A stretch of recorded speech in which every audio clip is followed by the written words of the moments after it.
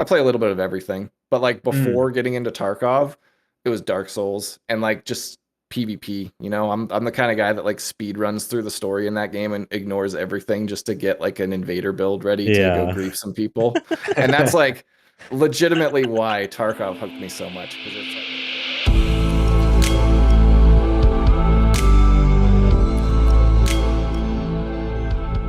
Welcome to ScavTalk, an Escape from Tarkov podcast with a continuing focus on the development of the game, patch note analysis, theory crafting, and general gameplay discussions.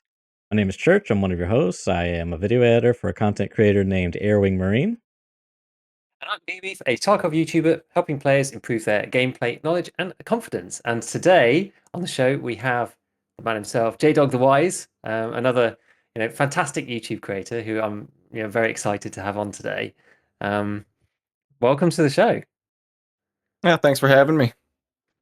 It's an absolute pleasure. So yeah, how are you guys doing today? What's been going on? Good, man. Just, trying to get that New World fix in, you know what I'm saying? Yeah, Yeah, pretty because much just enjoying everyone the seems to have been last. playing New World, I think, except for me. But you've been playing as well. Well, everybody's trying to play New World. I don't Yeah. know if everybody's actually playing New World. But Yeah. yeah, it's all the boys are on there, so honestly, it gets tiring playing games solo all the time. hmm So I wasn't sure what to think about it at first, but I've been kind of hooked now. Yeah, that kind of makes sense. I mean, when you say all the boys, is that like friends offline as well, Yeah. or just kind of like okay, yeah, because like I've sort of the similar group too, and you do get driven kind of by these the offline friends community does definitely drive like the game choice. I'm actually quite surprised that more people haven't been playing Diablo within my group, but yeah, New World hasn't really been picked up um by my lot, which I think is the reason why I've kind of managed to avoid the hype. I've just been watching everybody paste up numbers with many, many thousands of people ahead of them in queues. That seems to be most of what I picked up Yeah. from how it's gone so far. I actually put quite a few hours into Diablo in the couple days that it released before New World came out. Okay, neat. Yeah, I'm hoping to have a look at it at some point because I was a big player of D2, but I've just not really had time yet, to be honest, for either. So yeah, I'm glad it's all going well and that things are fun and there's fun things to play. It's very very good. But no, yeah, we're super excited to have you on. I mean, we try to have somebody on kind of every month or so, and it's nice to get just to see kind of like a slice of the different people out there doing different things, and especially for me, I guess I've been watching your stuff for ages, right? And channels, especially like your own,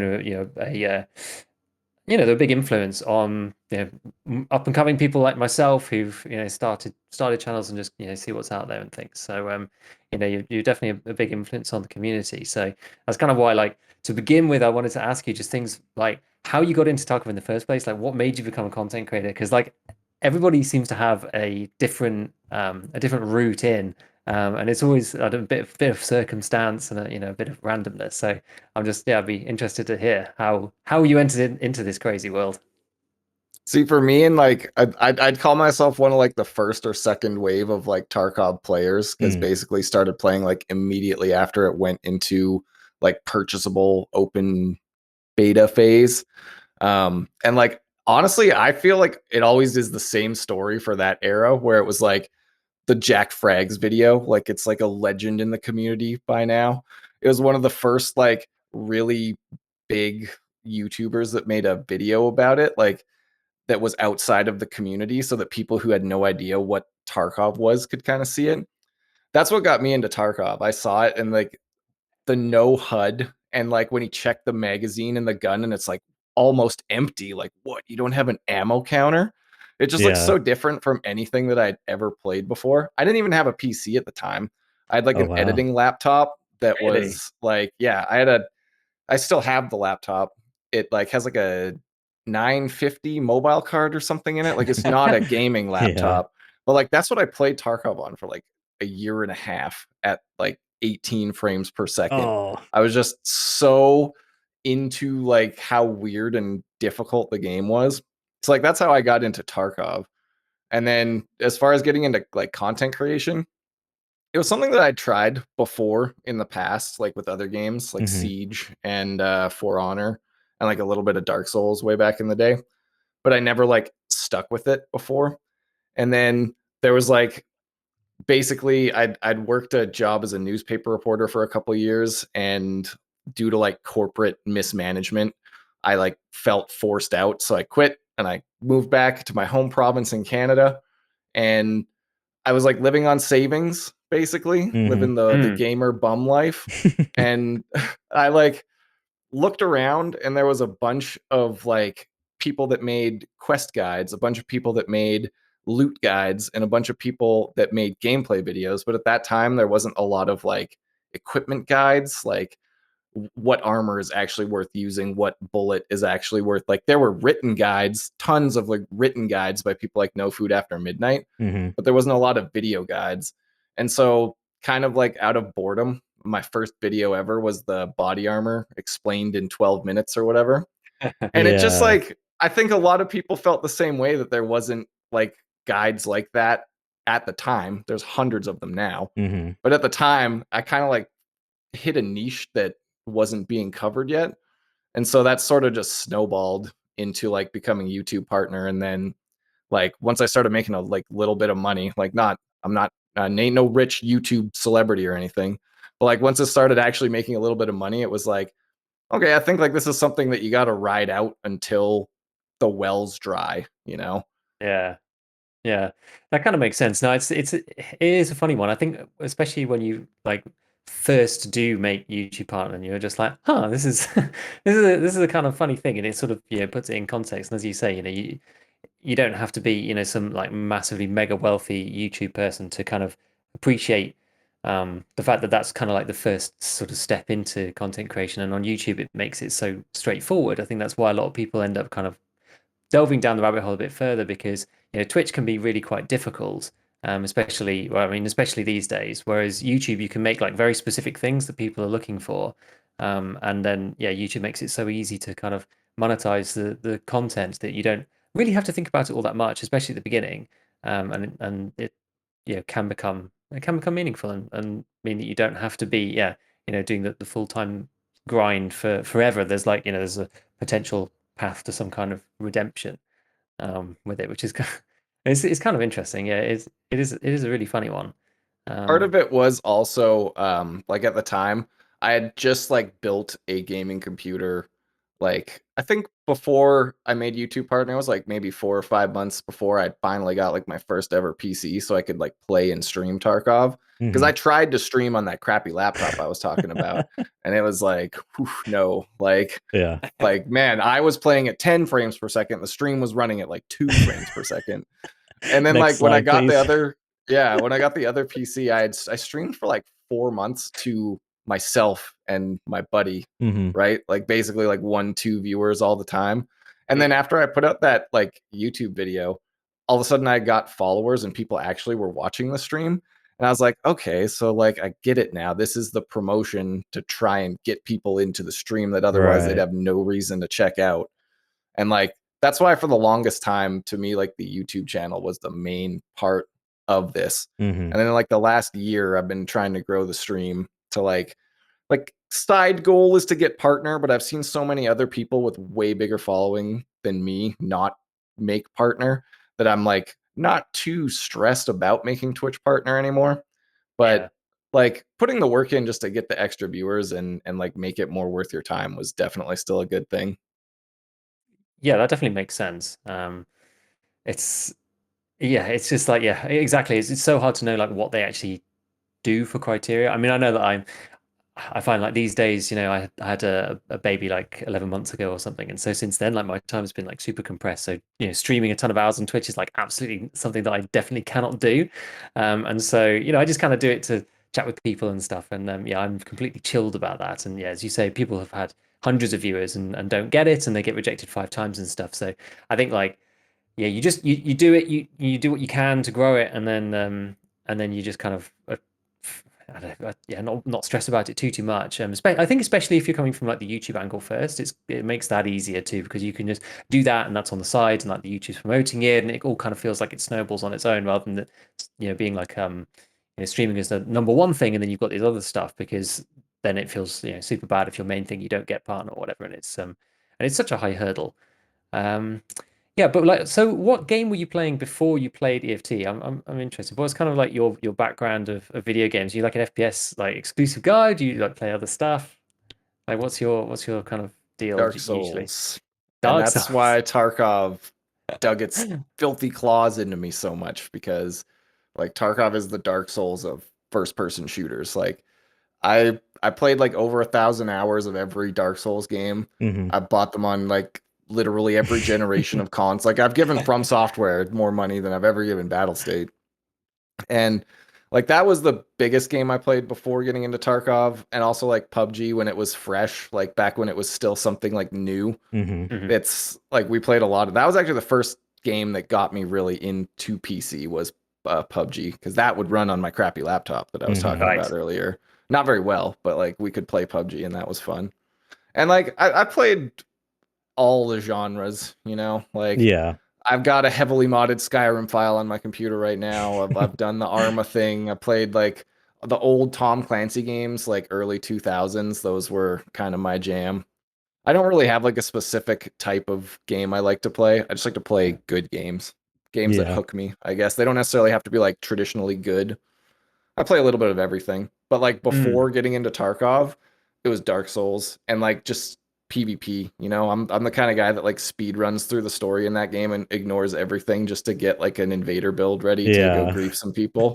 And that's like legitimately why Tarkov hooked me so much, because it's like Dark Souls invasions, but that's the whole game. Like your whole purpose to me is to go in and kill people that are trying to get their quest done, and like that's Tarkov. I was an evil bastard in Dark Souls. I knew the choke points in every gate where Yeah. people had to go through in the story, and you could kill the same guy 20 times while he's trying to beat the boss. I was evil in that game.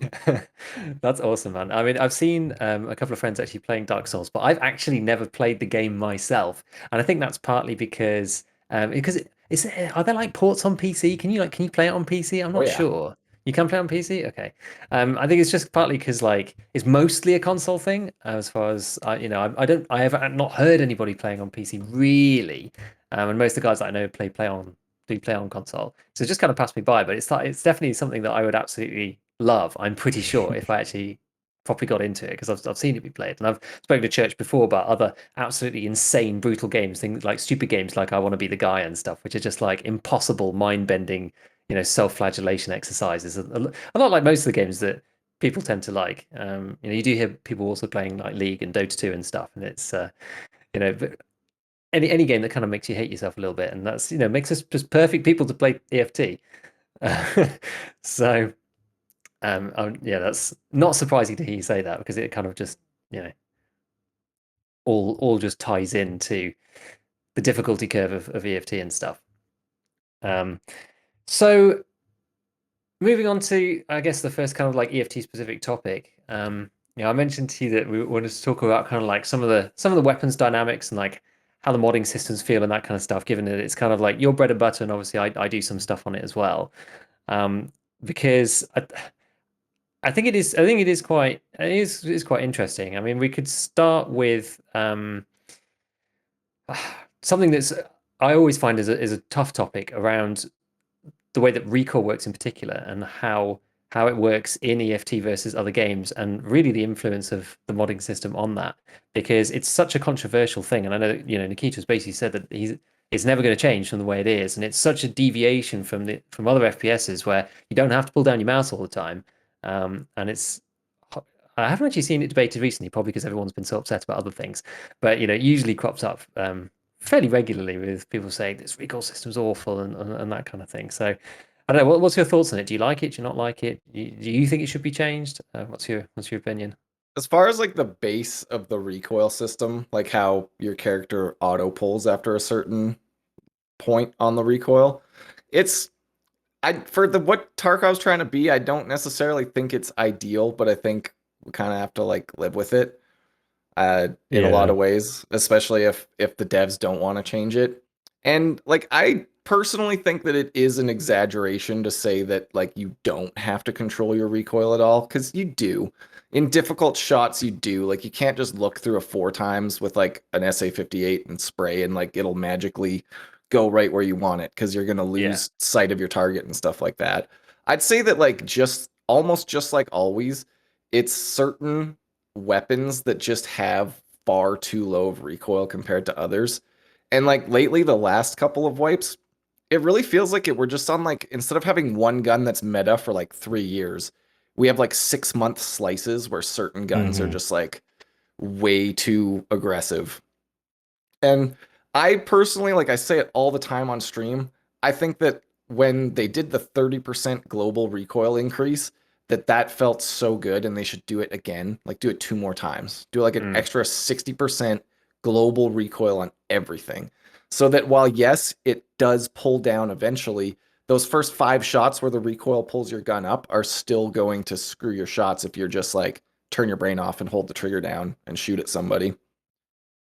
Yeah, I think that makes sense. I mean, I feel like, yeah, because this is kind of like it's fine sort of in and of itself. This is well, my opinion on it. It's okay as it is, like on its own. But then the way that it then interacts with, as you say, like different some guns have super low recoil anyway, and because of the way the modding system works, you can get a weapon like the Vector, and because of the way that it functions, it hardly moves at all at the beginning.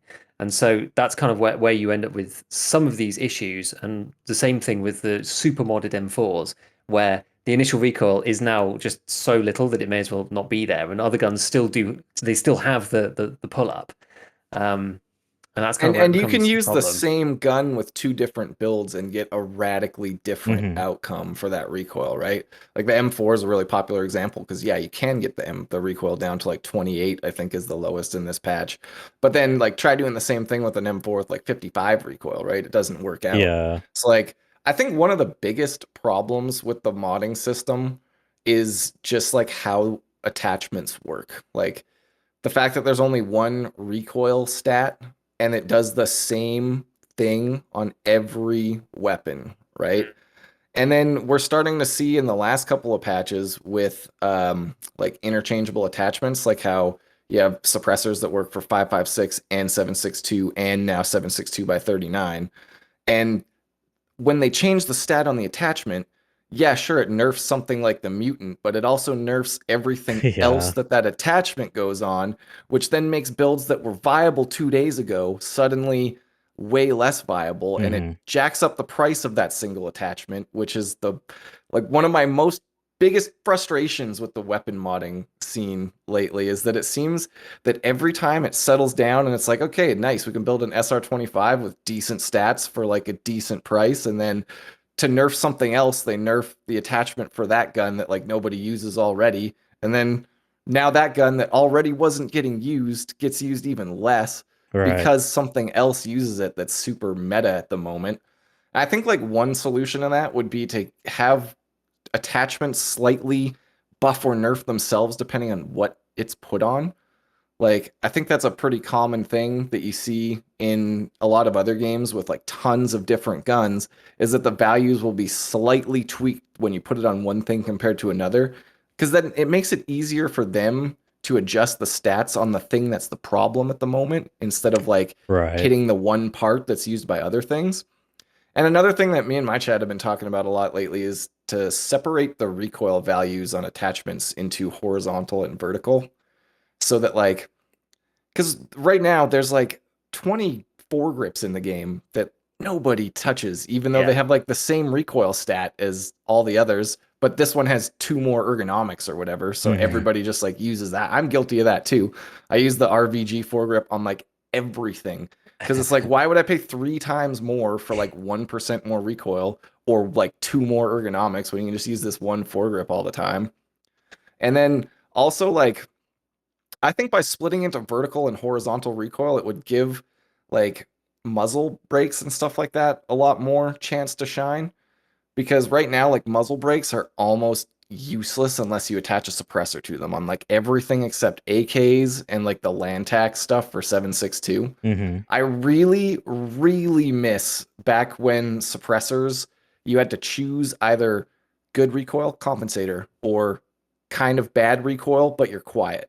And now it's like suppressor's the best on everything, and it doesn't make any Yeah. sense.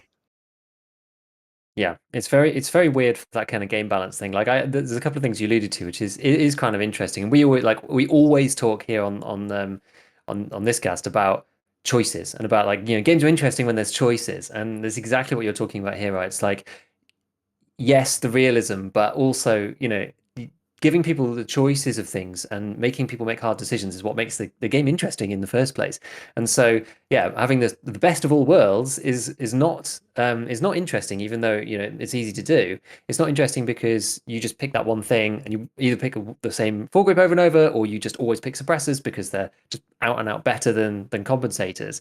And I've been trying to make non-suppressed loud builds work for ages. And people always just tell me, "Oh, you're mental," especially when you're playing solo. They're like, "No, you're completely crazy. Like, why are you trying to do this?" I'm like, "I'm trying to make it work with the ergo and stuff, but like, deep down, I kind of know that the suppressor builds probably are better."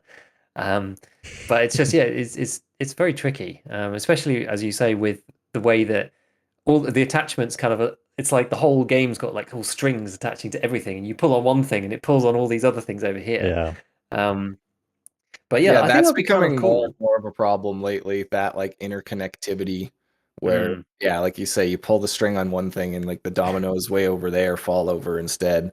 And then yeah. also on that point about ergonomics, that's one more thing I think is that if ergonomics had a like something that was a way bigger impact, like maybe like breakpoints like 50, 75, and 100, stuff like that, where you'd get certain bonuses for having good ergonomics. Because like right now, it really feels like ergonomics is just a bonus. It's like, let's get the recoil as low as we can, and Yeah, then for like if sure. you can get +4 or ergo here and there, like maybe we'll see. But Mm. between suppressors having the best recoil and that huge ergonomics penalty almost making it so that you like can't really get good ergonomics on some guns without spending like a whole ton of money. Yeah. And then also ergonomics, like it does some of the bonuses, like obviously faster ADS, especially if you're using a scope. It's pretty good. Mm. The lower scope sway and like quieter weapon movement are like the quieter weapon movement, I think, is a really overlooked feature of high ergonomics Mm. that people don't really think about a lot. But I don't really even have an answer to like what could they do to ergonomics to make it feel better. But if there was a compelling reason to pick a high ergonomics build over a low recoil build, I think that would almost like overnight shake up what we do for weapon modding. Yeah, Y- that's a cool idea. I don't really know either, but like that's a good idea because yeah, as you say, most of the time, and it's usually the process that I follow is like, right, what's the best in terms of recoil, and then where can you make very small sacrifices so that it doesn't really matter, but you get a ton of ergonomics instead, and there you go. And so yeah, just being like ADS speed and also the sound, it's not really enough compared to actually being able to shoot people with a gun. In a lot of cases, I think the only thing that I do think that has been done well recently is with the suppressor ergonomics changes because and with the mags as well because now you can't have like the best everything. of You both can't have the worlds. suppressor and the 60 Yeah. rounder and also have like amazing ergo, and that's the one thing that yeah is the best of all three worlds kind of thing with the mags included. It is much trickier now to get like the 60s to work as well, which I think is better. But yeah, most of the time it's just not enough of a choice really. Which Yeah, I do actually agree there that what they've been doing with extended mags, I think, is like a good step in the right direction. I've like noticed way more people running like 160 and a couple 30s this way, Really. as Hmm. opposed to the classic like 160 in the gun, 160 in the gamma. Like, let's go. I like, I throw shade at literally anybody that I kill and like check their rig, and it's like, oh, no mag. Like, look at how immersed you are in this hardcore game. yeah, we've talked a bunch about that as well because one of Church's big things is the secure container. And we've spoken to some other community members at length about that as well. And yeah, it's this the butt mag gamer kind of situation, which, as you say, it does make it interesting for immersion. But yeah, I it's think just that funny. Like, we're like, it's been a long time coming that we need, like, just this is kind of unrelated, but on the secure container topic, I've thought for like as long as I can remember that it needs to have a little progress bar for taking things out and putting things in. Like, we're so like years ago, that should have been a thing. It would have killed hatchet running. People would be less angry about the container just being like your prison wallet. And like, Yeah, I think that that's the best possible solution because it stops people cheesing mags in and out of it and grenades in and out of it. It makes it so if you like just miss the hatchet guy around the corner that he can't get the Bitcoin in his thing before you can kill him. It's like such a Yeah. simple solution to a complex problem. But sometimes I think that Battlestate hates simple solutions. They need to like feel like a PhD thesis every time they solve something. Yeah, because that's the thing that's so easy to code too. I don't know. Yeah, do you have any thoughts on that? It's your topic of speciality. This is my topic. I mean, I feel like it would help, like you were saying, J-Dog, it adds sort of like that extra little time, that buffer. It's like like even if like let's say it was 5 seconds, if it was still practical enough to like go behind the corner and butt swap, if it's still practical enough, then people would still do it, because I mean you're saving. Think of the money you're saving, a drum mag plus M995 in there, like that's a ton of money. So if it's still practical, people gonna do it. I just think it just needs to be the root problem needs to be dealt with. It's just you can the reason why people hatchet run is because it's just if you can get there first, it's just guaranteed way to make money risk free. You're never gonna lose money. I mean, the most you pay what like 14,000 rubles to therapists to heal, but it's just guaranteed. It's like the most reliable I got to way. use the Grizzly, get that XP. Yeah, there you go. See, all the intricate player behaviors.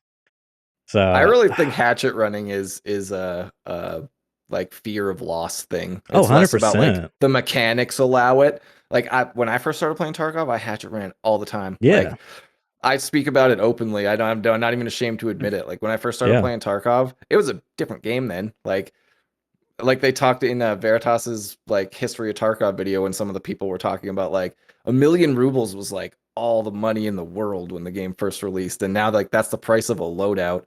So like things were way different back then. Mm. But I used to hatchet run like on the clock until it hit midnight, and then just do night vision runs. That's how I used to play Tarkov when I first started. Where did you use to hatchet run at?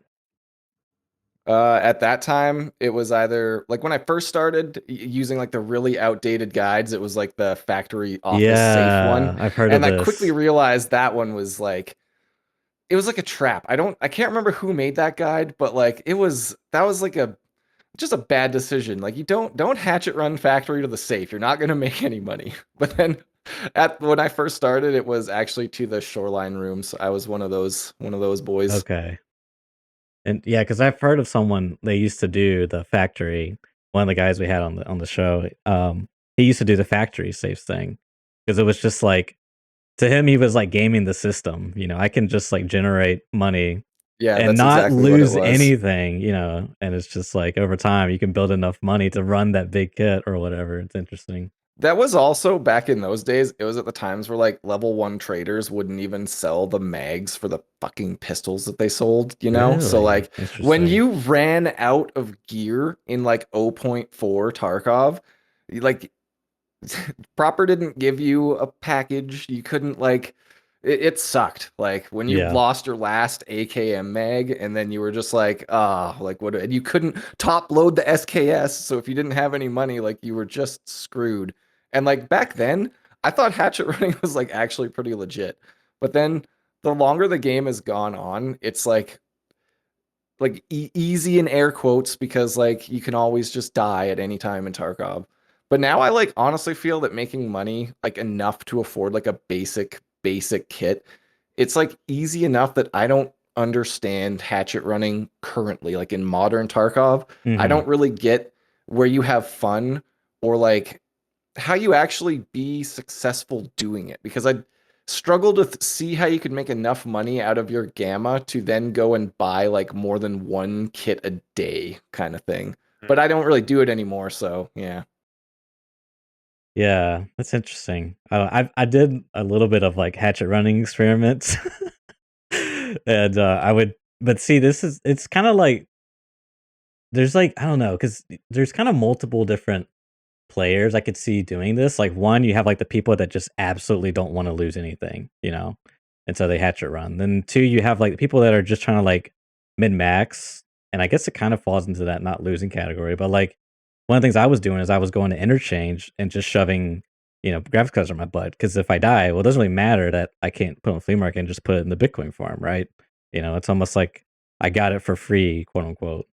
And then the other one is like the players that are brand new to the game or like are just really unlucky and really struggling. Like a horrible situation would be like you have no gear, no money, your scavs on cooldown. What do? You want to play the game, you know? So what do? You hatchet run, I guess. It's like your only option. Like that's such a to me, that's just like such a really bad option. I feel And that was bad. like how everybody felt back in the early days of Tarkov. That's why there was so many hatchets. Yeah, because then It's it's crazy. Like, yeah, I just wish I'd played back then. I really do.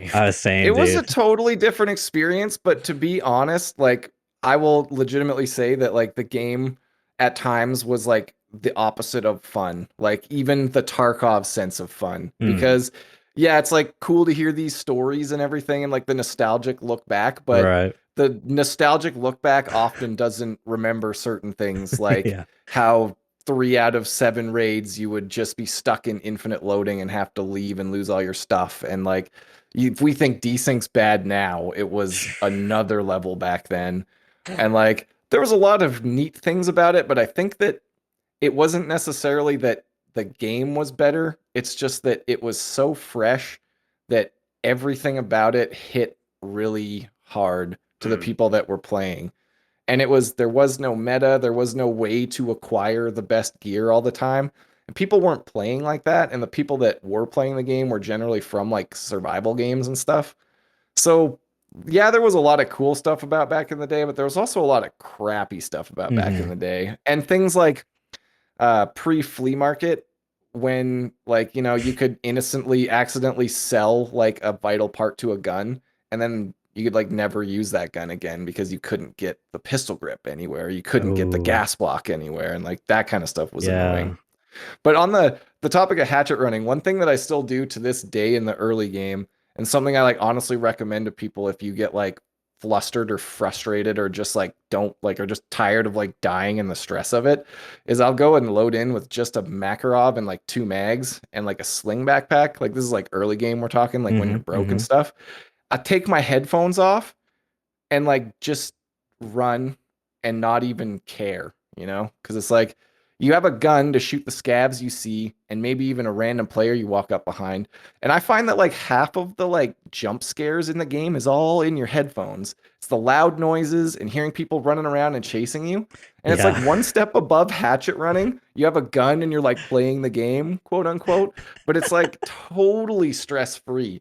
And Yeah. then sometimes you'll have a random run where you like walk up behind a player who wasn't listening and you kill him and then you just put your headphones on and you're back in the game and it's like, okay, cool, we're playing Tarkov now. That's awesome. That's funny. That's awesome. I think I've done like a couple of scav runs like that in the past, just like when I was stash running, just like mindlessly whilst kind of doing other stuff, just like load in, you're like, editing or whatever, and then you just, just you're like listening to a podcast or whatever it might be. That's that is cool. That is cool. Yeah, because I definitely agree with you that a lot of it's the sound of Tarkov that's kind of like so immersive. I had um I had my dad on for like an hour or something on my stream one time just because like he was in town and I wasn't going to stream and I was like, actually, I've got a good idea here. And after like an hour, he was like, God, I'm so done with this. He was like, I really enjoyed it, but like he was like, it's so claustrophobic. Like just all the noises. It sounds like everything's right next to you. It's like I'm just like hemmed in my own head. This is crazy. So it definitely is true. I mean, I still jump scare now. Yeah. When I first started playing Tarkov, the sound of the grenades in my headphones was like so ear crushing that like when I knew that somebody threw a grenade at me, I would like legit lift the headphones off my ears because it was too much. And like then I got into playing at like 75% sound volume, which some people like criticize me for, but I'm Mm. like, I don't know. I think just playing at a lower volume has made it so that like the jump scares are less and like I just listen more intently, I guess. It Yeah. wasn't as good before I got sound canceling headphones. If you're going to play at lower volume, you got to have sound canceling for sure. Mm. Yeah, I can see that. That's interesting because I actually did think about playing with sound cancelling, but then never ended up doing it. But I actually decreased my volume slightly recently. There's like a lot of chat about compressors and stuff on Reddit, because some sounds are very, very, very loud, and I'm still generally just thinking about it and wondering whether a lot of us are doing serious ear damage to ourselves because some of the stuff in the game is like really really loud, and some things actually that you'd be surprised are super loud, just like random sound effects, which I only realized when I started monitoring. There's things like, opening a can of sprats or something. There's like one particular sound which just like, the peak audio is like actually really high, but you don't Yeah. notice because you're just listening to it. It's super weird. It's super weird. Um, Changing tact a little bit, I wanted to get your thoughts and just kind of open up the next section on the changes to leg meta. I mean, how has that impacted like the way you're playing? Do you do leg meta that much? Have you felt a big difference in your games? That was have you felt about that one? Because it's quite big. Yeah, this is pretty significant. Yeah, I thought I was gonna hate it, but I love it actually. I my actual favorite Tarkov loadout right now is the P90 with R37F. Oh, Load that in the 50 rounders and just like eat legs. It's disgusting. It has 700 meters a second. You can like snipe people's legs out from them in the middle of a field. It's amazing. And like, I actually think that it's a good change. I do think that it is like, I don't even know if it's overtuned, honestly, because Hmm. leg meta's always killed pretty fast, like for quite a mm, while now. And now it's like more consistent. And I think that is really what Yeah. the buff was. It wasn't that it's like faster. It's just now instead of 5 to 9 shots, it's like five all the time. 5 shots, 5 shots.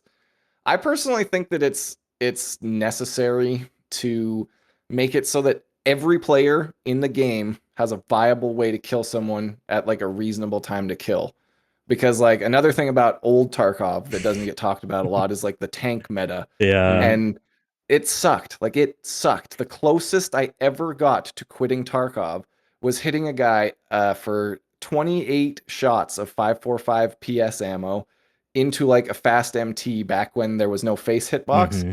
and like him not dying, and then looking at the post raid screen and being like 28 shots hit and like not even any flesh damage. What is going on? Like that's the closest I ever got to quitting Tarkov.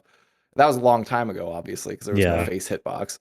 But like, I really think that leg meta is a necessary evil, if you want to put it that way, because otherwise there's like no real way to give a lower level person a good way to kill someone except headshots.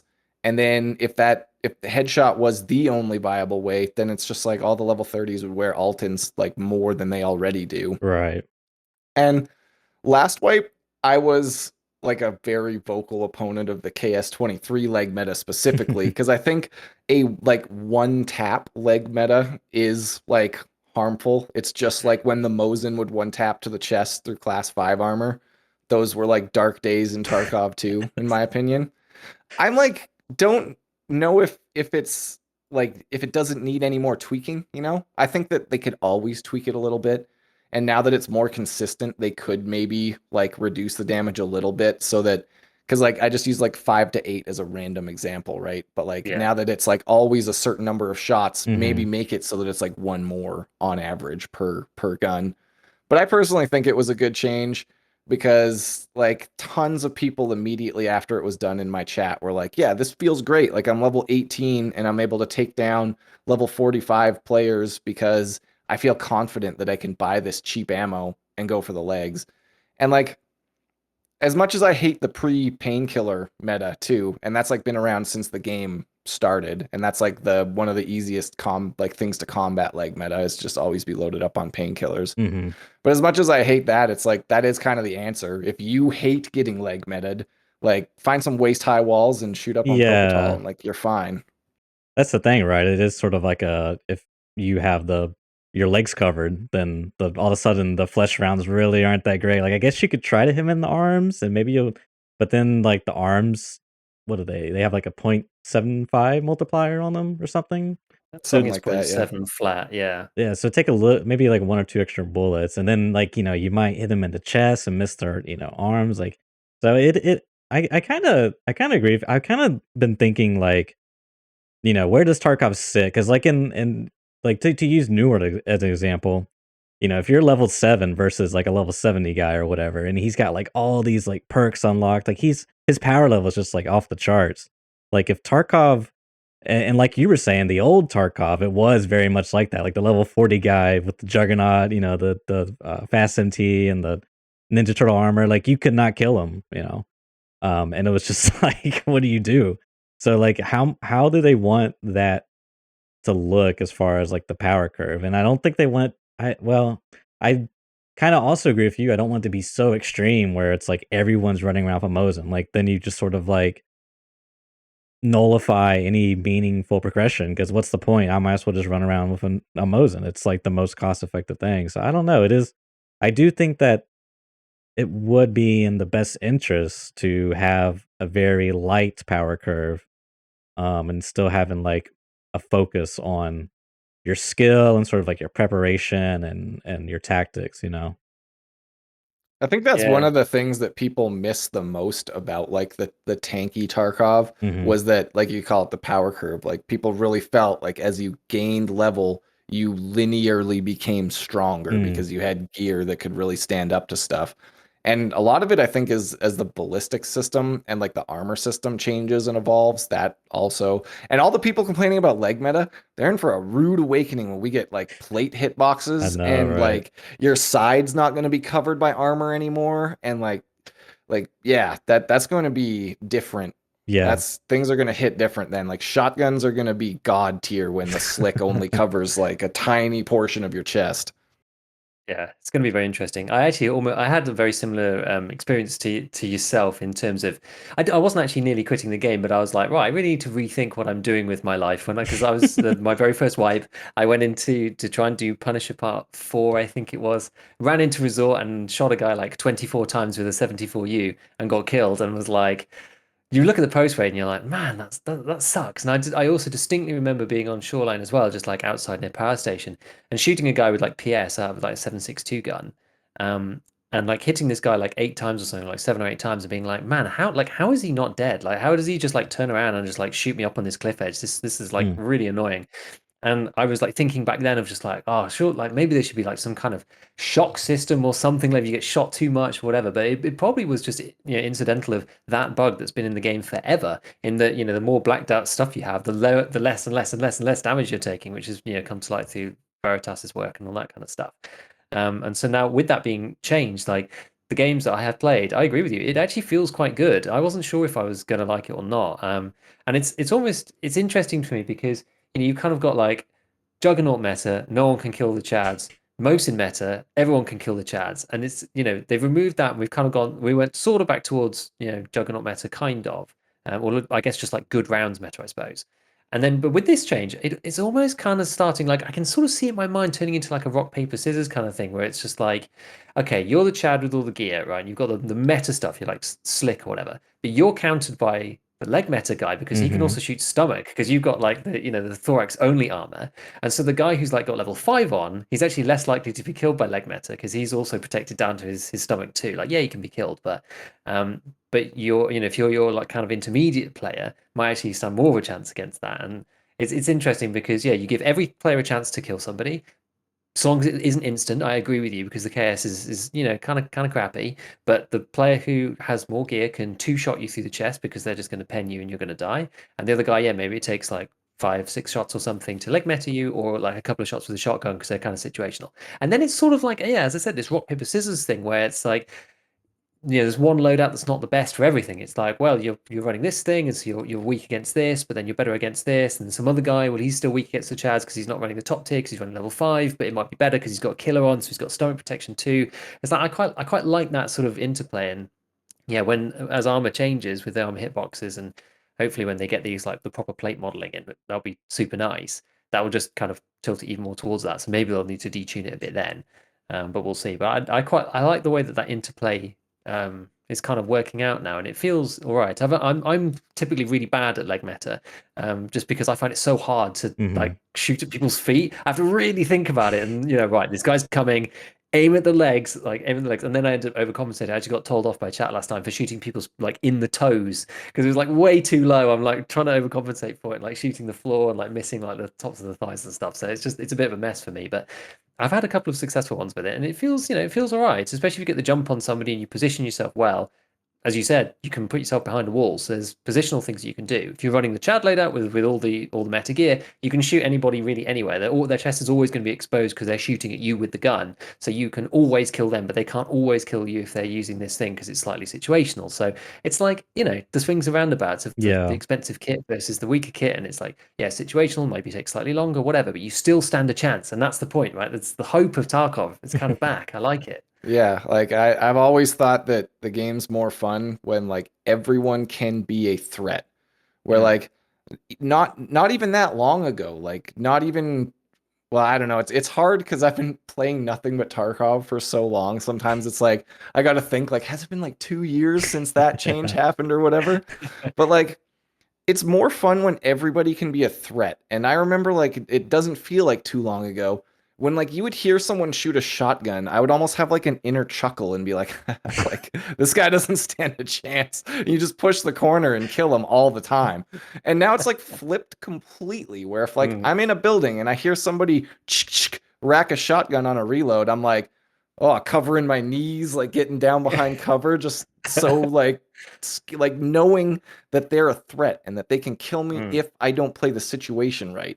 And like to me, that's peak Tarkov. Like even when I'm rich enough to run the best stuff, quote unquote, all the time, I don't like to because I find it the most fun using different things and like trying different tactics and trying to play from like an immersive standpoint, even when like technically I could just like run infinite loadouts and not go broke. I'm not there right now. This is like the brokest I've ever been in Tarkov in quite a long time.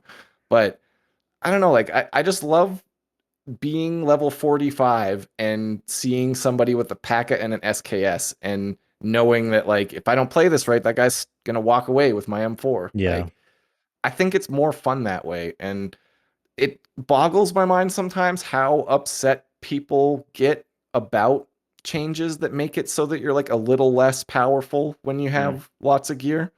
Because to me, like that's what the game's all about is like scavenging for what we can get and like running what you need for the situation. And yeah. Yeah, like we've talked about this before, and people always complain about reserve scavs and that kind of thing. But I actually I like having lots of player scavs around. It's you. I think I said this in the last cast that we did that you basically get you incentivize people to play as the enemy.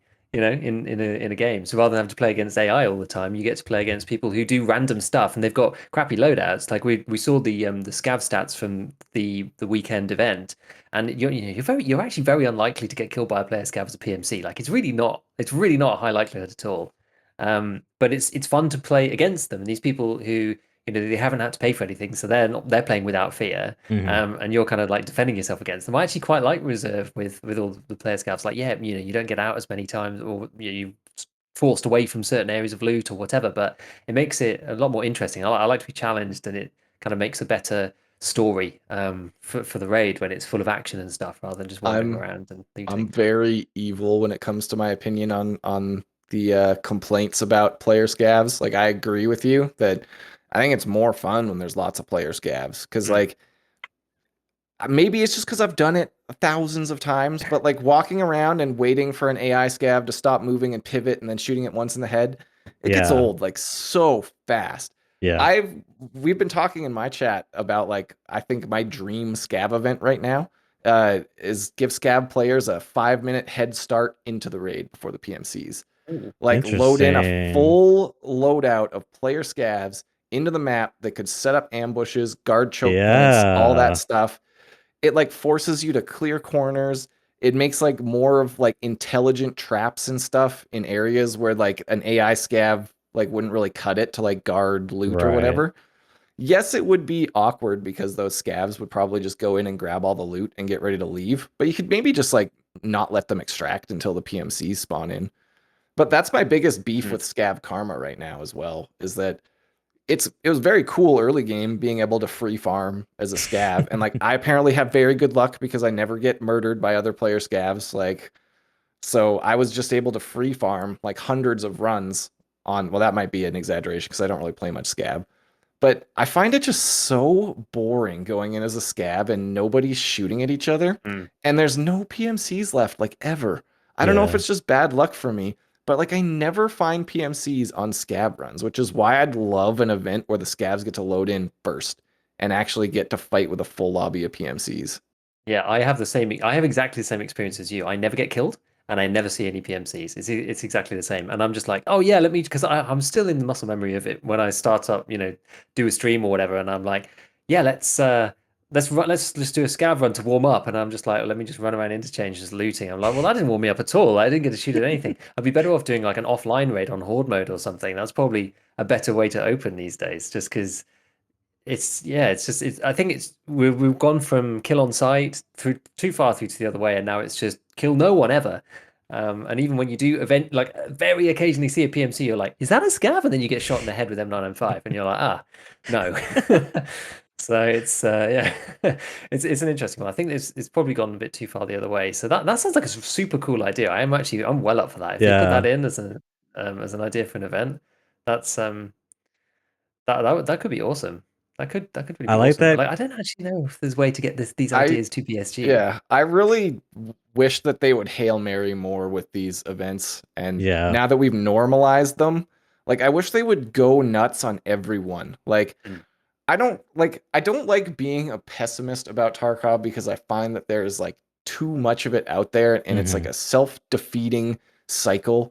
where if we're all just going to be pessimists about the game, like we're going to kill the game, you know? Like the community can kill the game by just turning everybody off from it, right? Hmm. But like the event that they did like the day that Diablo 2 Remastered came out, like a pretty decent sized release that a lot of people like Tarkov kind of skews to an older demographic too. So like a lot of Mhm. nostalgic Diablo 2 players were probably pretty stoked to check out D2 that day. And they released an event with like a unique vodka bottle. And it's like how do you go from a banger of an event one week to then like let's just put a different vodka in, guys? Like that'll tide people over, right? I really wish that they would Hail Mary more and just go nuts with these events because the ones with like the Shoreline boss event, like Tarkov hasn't popped off like that in a Mm. long time. The all bosses on reserve event, like that brought back people that probably were just like done playing Tarkov because it was so fun for a weekend. And like it's hard because if they do Hail Mary crazy events like that every week, then scarcity goes out the window because like every raid there's like 10 labs cards getting sold on the flea market, like every reserve run when all the bosses were on there. Yeah. So it's hard to balance with the scarcity, but like that's one thing that I've always felt is missing from Tarkov is like the insanity. Like we see the remnants of these huge battles on the maps, like reserve, you know, there's mortar holes, bullet holes, explosions, buildings blown open. Like every map has the remnants of these crazy fights, but there's not really like big crazy showdowns in the actual Tarkov gameplay. And sometimes going to play like a PvE shooter where you like you do nothing but hold down the trigger and shoot at stuff for like an hour, and you're constantly on edge trying to like survive. Sometimes I wish that Tarkov had some of that in it. Like it can't be the whole game Mm. obviously as this like big PvE showdown, but I think it would be like such a good like catharsis from constantly getting one tapped to be able to load into some kind of special event that's like 4 players versus 50 scavs or something from a Mhm. defended position and have just free for all blasting at these scavs and stuff. Yeah, I think that's honestly not a bad idea. I mean, I think that's one of the reasons why people play Factory so much, and that's why it's so important for the game, right? Because you get instant action, and I guess it's similar to Labs as well. But I tend to play Factory because I'm not good enough to play Labs really. Dude, But I don't play labs either. Just don't even worry about it. Don't even worry about it. It's a cursed place. no, don't you worry. I don't worry about it. I don't worry about it at all. Like the people are either way too good or they've got an extremely good gaming chair. So I just kind of, I stay away except for the very occasional one. But no, Labs I don't is know. actually like just to go on a little bit of a tangent here too. Like when Labs first released, it like was what I just described. Mm, Like I don't know if you Mm. guys were playing the game when Labs first dropped. It was No. like never been free the for me. there were so many raiders on the map. It was pandemonium. Like they spawned immediately, right? Mm. People didn't have to go press buttons, and that's one thing I hate about new labs is that if you can control the button areas, you can like prevent the raiders from spawning for so long that you like can kind of kill all the players if you're a really sick PvP guy. Mm. And then just like you can kind of have the map to yourself to farm raiders. I like when labs first released, you loaded in and within a minute there was just like constant gunfire and grenades, and you'd walk by hallways with like a dead 5-man and like 20 raider corpses piled up at the door, and it was so cool. It was so much fun. And then like as it's gone on, now it feels like sometimes you like will press every button on the map and you won't even get any raiders to spawn. And then like everybody's just cowering in a corner waiting for the other players to die and the raiders to spawn, or they're sprinting around just like clearing out all the angles that they know people are going to be sitting at. And like I really miss it when there was so much PvE on that map that it pushed people out of position and left you open to getting third partied. Like it was so much fun. Yeah, because that's partly the thing, you know, once you know the map so well, then you need something to kind of flush you out. Otherwise, it, as you say, becomes kind of predictable and that kind of thing. Which, yeah, I don't know. I know, I've played like some labs. Labs tend to be where I end up going like at the end of the wipe. But I didn't do that last wipe. I did actually a lot more reserve, just partly because of the way they ended up running. But yeah, labs is it's such a funny one. It's just kind of like big boys factory, I guess. I guess so. Yeah. So I suppose this is like we've kind of already touched on it already a bit about like EFT's like sort of present and future and stuff. And have you played much with the new kind of, I know there's dynamic loot's been like the big topic, right, in the past couple of weeks. Have you played with this new buff? I love the people come out with who is it? Logical Solutions, who comes out and he says like this number has been increased by 26%. What does it do? Nobody knows. Let's go and play and see and see what happens. Have you played with it? Have you felt a difference? I haven't played in like the last two. Well, no, I did play a little bit yesterday, actually. I played like 3 hours after New World crashed. And like it actually felt pretty good. It's kind of ironic because when they first like announced the like start of events to start changing loot modifiers and stuff, initially I was like super positive about it because it felt like the right step where like, oh, now maybe people won't just rush to like this same spot every raid. But Yeah. like people still do and then just complain that there's nothing to find there. And I can understand where the complaints are coming from now, especially as someone who like I don't consider myself as like a PvP god, but it's my favorite part of the game, so I like to throw myself into the fights even if I know I'm going to lose like a lot of the Mm. time, you know? And I get some of the frustration now where like, you know, Shoreline's my favorite map. I love playing Shoreline, but sometimes I hate playing it on stream when you just get like a free resort and there's like nothing and it's just crickets and then you run out and you do it again. And like I do kind of see the complaints now from that perspective about like we legitimately need some kind of hotspot system to concentrate the PvP for people who just want to fight other people who are looking to throw down, you know? Mm. There's like opportunistic PvP, like posting up at a sniper spot over a quest location to take out random people that happen to be going by. And then there's like people looking to like rumble in the Thunderdome PvP, like running to resort and just looking to throw down and either you die or I die. Like one of us is going home and one of us isn't. So I can kind of see the argument from there. But at the same time, I think that people also have to understand that like the loot's gonna eventually go this way anyway. Like Yeah. we're not supposed to find everything all the time. You're not supposed to get a LEDX every 3 raids, you know? It was like that for a long time, but when things change, it's like we can't just scream about it and expect it to be changed back because it's what we want, because it's not our game as much as we feel like it is. I just really think Yeah. that there's this game called Vigor on the consoles that's like it's like a console Tarkov light type game. It's made by the Bohemia Studios, I think, the ones that made Arma. And it's like it's not the best game in the world, but it has some like really interesting ideas that I think Tarkov type games should take. And in that game, every time you load into a map, there's 2 guaranteed loot hotspots, but they're different every game.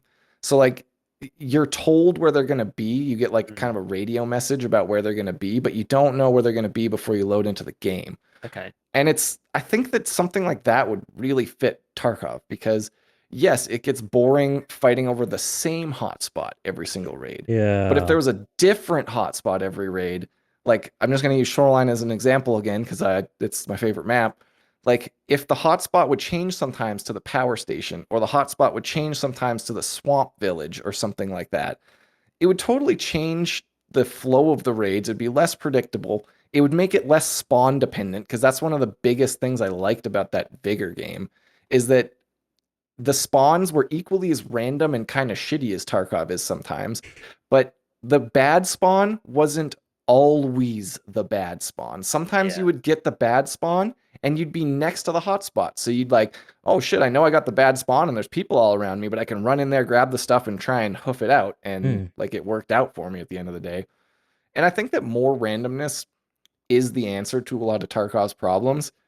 It's just in the short term, it was done kind of half-assed, where they just like they didn't move the loot. They even self-admitted that they didn't move anything. They just changed the rates that items spawn, right? So it's not like the value got redistributed. It's not like the LEDX is gone, so there's 500,000 rubles of loot elsewhere. It's just like this Yeah. room spawns less, but you have a higher chance to like get a sugar off of a box somewhere in the map or whatever. Right. And I think that a lot of people just refuse to adapt, and I don't feel bad at saying that like that's your fault. Like if you just expected to still be able to get 10 LEDX a day, even though they nerfed the locked room spawn rates, it's like, well, that's you going and like banging your head against the wall, knowing that it's not going to succeed. But I still think that the change itself wasn't necessarily done in the best way. And now they've done the typical BSG thing and like waited a bit too long to flip it back. You know, they like to flip the switch and let people freak out and then wait like a week too long to flip things back. And so I really am looking forward to seeing how they change it more. But currently, right now, I do understand why people are so frustrated about it. Yeah, because I think like we have started to see, or at least I've started to see kind of the sentiment changing back, people being like, oh, I can find some stuff again and that kind of thing. And because I think that dynamic loot in and of itself is a great idea, as you say, that it's maybe a bit scuffed in the way that they've done it. But I do think they have to think quite carefully about locked rooms because unless you're going to change the system quite significantly, it's like you just kind of take the point out of that. And as you say, without another hotspot system, then there's just like people just milling around all over the place, and it's like kind of unstructured, which maybe is good in some ways. But again, when people are looking for PvP or whatever, I mean, maybe that's just not the way they want it to be. But I think from a player's perspective, it's nice to be able to go into raids and kind of like know how to get what you want out of that raid, right? If you want to just go in, loot some stuff, try to be quiet, whatever, you can build up your experience and knowledge of where people go and that kind of thing. But when that stuff's all kind of broken down and the locked rooms are useless and people don't even, what's the point in taking the keys anymore? And all the keys have got no value and nothing spawns in there. It does get quite frustrating. And yeah, people are kind of annoying on social media about not being able to find the stuff in the right places, and they do need to change their mentality and their play style about it and that kind of thing too. But it's also on BSG to try and come up with something that's actually interesting because just like moving the loot around so it's just like all over the place, I don't think that's going to lead to like an interesting outcome from a gameplay perspective. So it's a fine balance. It's definitely a fine And balance. people also like even outside of like Tarkov and gaming, people don't like change to something that Yeah. they enjoy or do a lot. And I've noticed like one thing, a pretty common like thread of thinking is that like people get to a certain point where say you're running like class 5 6 armor and a good build and good ammo and 4 grenades and a meds and propofol and everything every raid, people get kind of obsessed with trying to maintain that, like the expectation that like I should now be able to run this badass kit every raid from here until eternity because like I've played this amount of hours and like that's just how it should be. And I think that like sometimes people gotta realize that when the economy changes, you gotta change your spending habits too. Like people like to beak me in chat sometimes about how I half and half my mags. Like I put cheap ammo on the bottom, expensive ammo up top.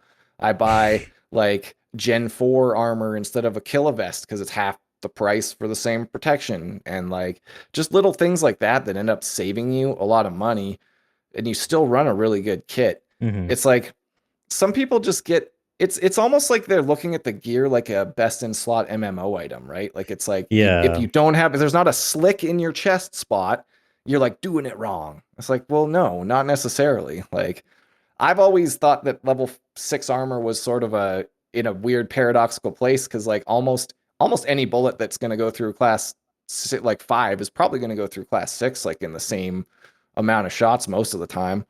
So like there's a lot of things that people do from a mentality standpoint that sort of almost handicaps their enjoyment of the game.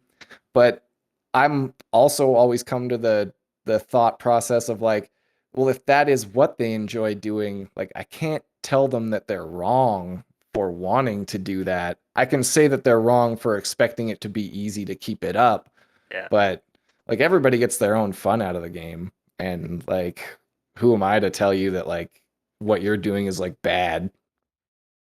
Yeah, I mean that's the same reason as to why you'll see something on the fleet which is like 1 ergo more and it's the best in slot thing and it's like literally twice the price of the one that's like 1 Like ergo 10 less. And you're like, times the price, like twice yeah, is way too low. yeah, and you're just like, really, you like spend that much money just to have what that one like little stat, like it's gonna make no practical difference. Like it's kind of funny, You know, the but thing that like watching other people stream Tarkov, the one thing that always makes me go like, "Oh God, did you really just do that?" Is when they're on the weapon preset screen and they just hit the like buy all and assemble button, and all I can think of is like, "Oh, you just like bought like trader prices for those attachments, and it's so much more expensive." And I like can't wrap my head around it because even when I have 30 million rubles or something, I'm still like, do I want to put 10 M61 in that mag or do I want to put like 15? Like, I don't know. I'm like obsessed with min-maxing my budget. And I think that's why my weapon builds always go over so well too, is because like I sit there with a calculator and try and figure Yeah. out like, is that 1 point of recoil worth the like yeah, 25K? Like, probably not. And Yeah. that also comes from Dark Souls, where like the min-maxing in that game was about trying to get the most benefit from the lowest stat allotment so that you could do things at a lower level and still be just as effective. And that's why I like making weapon builds, I think, so much. It's like making like a tuner car, like a tuner racing car, where you're like, you shave 1 gram off and you're like, okay, that's going to be a really big deal. That's yeah, it's funny. neat. It's super neat. I think it's going to be interesting as Tarkov develops, just to see kind of where it goes, because as a lot of people have pointed out, when you end up getting to the end and you have infinite rubles and you play the game with infinite stuff, people may like to play the game that way, but they get bored. And it's clear that the people who played a lot and are playing it in that way, they get kind of bored. And I think that people who play in a more immersive way, you look at people like Dan Exert or whatever, and they don't run best in slot stuff at all. And he always has fun and just continues to play the way he wants to, because it's more about the game and what happens like in the raids rather than just like the general progression system. Like, yeah, the progression system's great, but I always talk about this, but people forget that, there is no progression system in like PUBG, CS, Call of Duty, whatever. People just play lobbies to play the game. And Tarkov is, yeah, there is some waiting around and stuff as well, which maybe doesn't really help with this situation. But yeah, you have the economy and whatever, and it's complicated. But like the game itself is still really, really solid. And I think some people get very obsessed with the progression system, and then there's nothing to do because the quests are gone. But like, how many FPS games have quests? I mean, we're spoiled, maybe. On that, what you just said there about there's like a little bit of waiting, that's something that like I didn't realize until pretty recently how much that was actually impacting my enjoyment. Like Mm, it took a long time for it to grind me down, like it really did. But lately, like I've been playing quite a few different games other than Tarkov, like not because I'm like, oh, a Tarkov dead game, but just because there's finally like a lot of other games that are like in a good spot or releasing right now that are like worth not maybe not worth playing, but like that I'm looking forward to playing that I wanted to play. yeah. Games like Hunt Showdown that like, they add really good patches and stuff like that. And like playing Hunt on stream a couple weeks ago and seeing like you click play and you're in the game. It's just like you click matchmake and it's like Yeah. loading in and you're like in the game. And then like playing Diablo, like the amount of clicks per minute that I had in that game, or like actions per minute, compared to something like Tarkov, where it's like, okay, it's going to take a minute for the server to realize I'm there, and then it's going to take 4 minutes to load the game, and then we got 20 minutes deploying screen. Then you got 4 to 5 minutes running into the shoreline resort, and then you get Right. killed by Sanitar around the first corner, and it's like, shit, now I got 5 minutes to load up, Yeah. and then another 5 minutes to load into the game, and then Yeah. another 5 minutes to run to the resort. And it's They like, like sometimes it's the best part of the game. Like, one thing about Tarkov compared to most other shooters is that a lot of games don't give you that feeling of being just caught completely off guard. You didn't expect somebody to be there. You didn't expect the guy to be laying in the bush. Sometimes that's the best part of Tarkov, but a lot of times it is the worst, especially when you start to turn your brain off because you're tired of like waiting in queue and you're tired of running to the resort and whatever. And that's why like I firmly think that sometimes taking a like 4 day break off of Tarkov is the best thing you can do for yourself. It's like a little vacation, and you come back and you're playing slower and you're thinking better and you're making better decisions and you're like more interested in the game.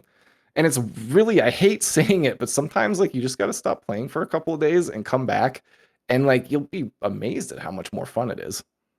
Yeah, I definitely think that's true. Like, it's funny because the only other game that's kind of similar, because you know the waiting thing is, it's kind of bad. I do wish that there was some way to like play around with your stash and stuff while you were loading in. Right, there's no need to have a full splash screen over the top. But it's interesting that you Yeah. say that you haven't really noticed it, because I've kind of gone to Tarkov from Dota 2 beforehand, which is a lot of waiting. You know, getting everyone in the party, sitting in the queue, making the draft, finally into the game, 1 minute timer, then the horn goes off, then you get to start playing. And it's like, that's a long time. And then PUBG before that, which also had awful queue systems, long wait times, the plane, the flyover, the parachute. It's like a lot of waiting stuff. So, like, maybe I've also just kind of got Stockholm syndrome with these kind of games now, where I'm just like, no, the waiting time is completely fine because I'm just so used to just waiting forever to get into anything. But there is something to be said about making people wait kind of artificially anyway to sort of increase the stakes, right? If you like insta respawn, there's not really anything kind of stopping you from just like running in playing gung ho, whereas it like makes you think a bit more. It reminds me of back when we used to play like the original DayZ mod,